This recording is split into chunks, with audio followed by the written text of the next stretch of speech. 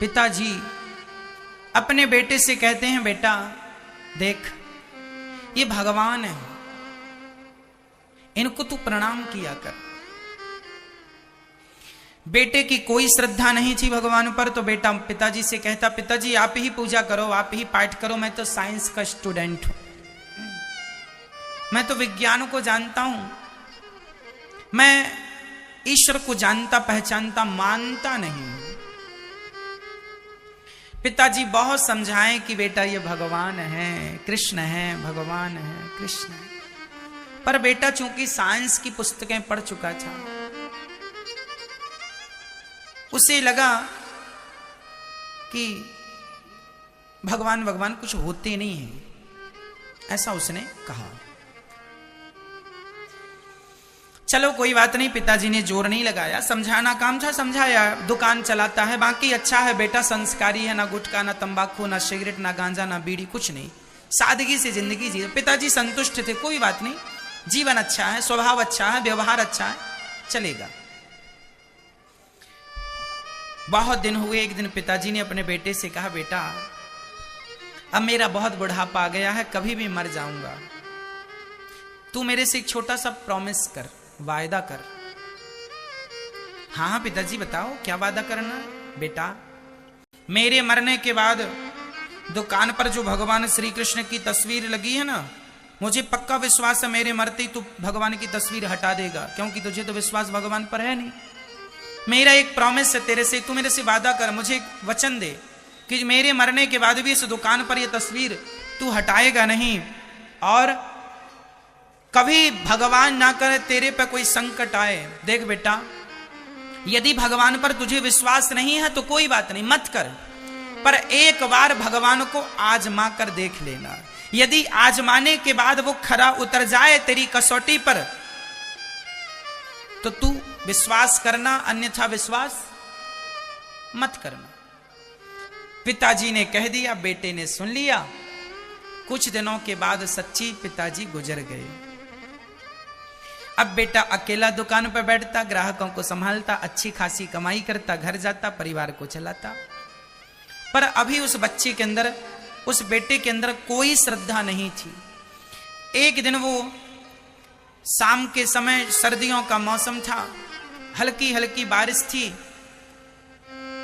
उसने अपनी दुकान की शटर नीचे की, आधी गिराई, और उसके दोस्त आए तो दुकान के अंदर बैठकर ही ताश खेलने लगा।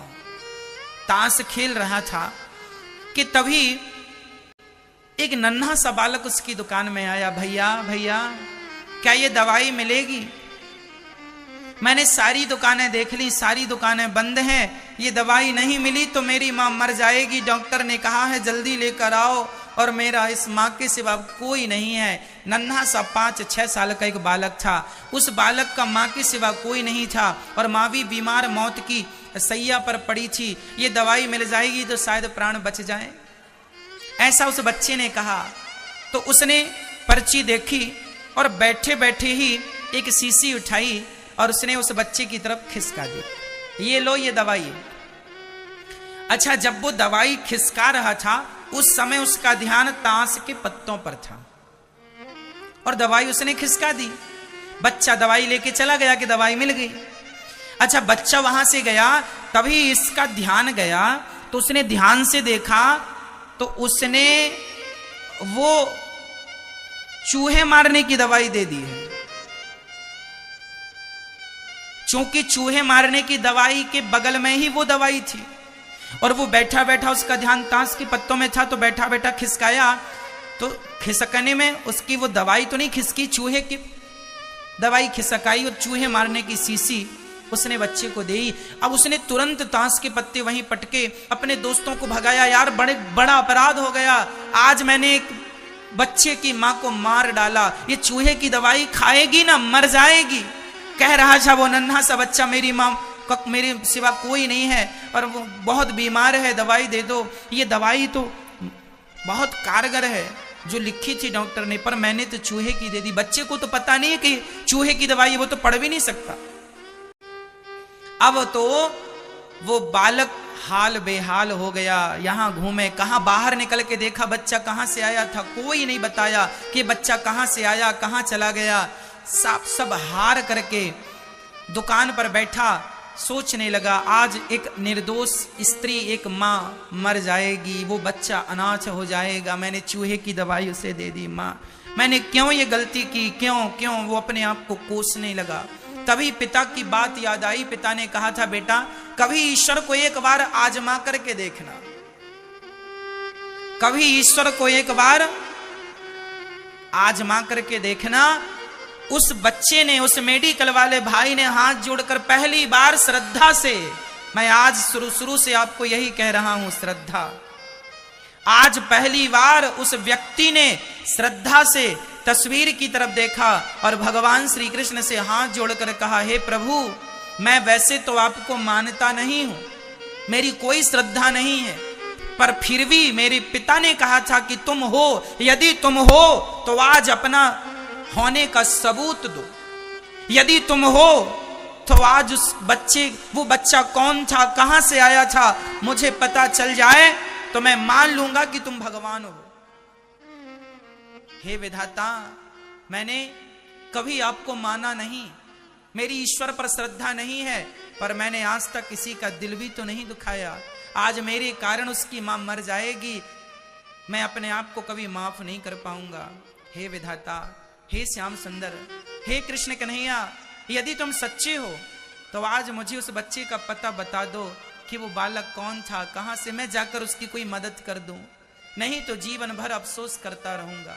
अभी वो ये प्रार्थना कर ही रहा था कि वो नन्हा सा बालक फिर उसकी दुकान में दौड़ता हुआ आया, भैया क्या ये दवाई मिलेगी? उसने बड़े आश्चर्य से देखा, ये बालक तो वही है। भैया ये दवाई, हाँ मिलेगी, ये बता कि तूने वो जो दवाई मैंने दी थी वो तूने मां को खिलाई तो नहीं? उस बालक ने रोते हुए कहा, भैया जो आपने दवाई दी थी ना, वो दवाई मैं लेके घर गया, लेकिन आंगन में मेरा पांव फिसल गया और वो दवाई जाके पत्थर से टकराई, शीशी टूट गई, सारी दवाई बिखर गई। भैया मुझे लगा आपकी दुकान बंद हो जाएगी तो मेरी मां मर जाएगी, मैं दौड़ता हुआ फिर आया। उस व्यक्ति ने उस बच्चे को हृदय से लगाया और तुरंत ईश्वर को धन्यवाद दिया, वाह विधाता, मैं मान गया कि यदि तुझ पर कोई विश्वास कर ले तो तू कभी किसी के साथ बुरा नहीं होने देता। उस बच्चे को गोद में लेकर वो दवाइयां लेकर गया। वह व्यक्ति अपनी दुकान बंद किया, उसकी मरती हुई मां को हॉस्पिटल में भर्ती कराया, जो खर्चा हुआ खुद से दिया और बड़ी श्रद्धा से, बड़े प्रेम से उसने उस बच्चे की मां की जिंदगी बचाई, हॉस्पिटल में भर्ती कराया और उसकी मां स्वस्थ हो गई। उसे बहुत सुकून मिला, बहुत तसल्ली मिली कि चलो आज मेरे द्वारा एक पुण्य का काम हो गया, कोई मरता हुआ बच गया।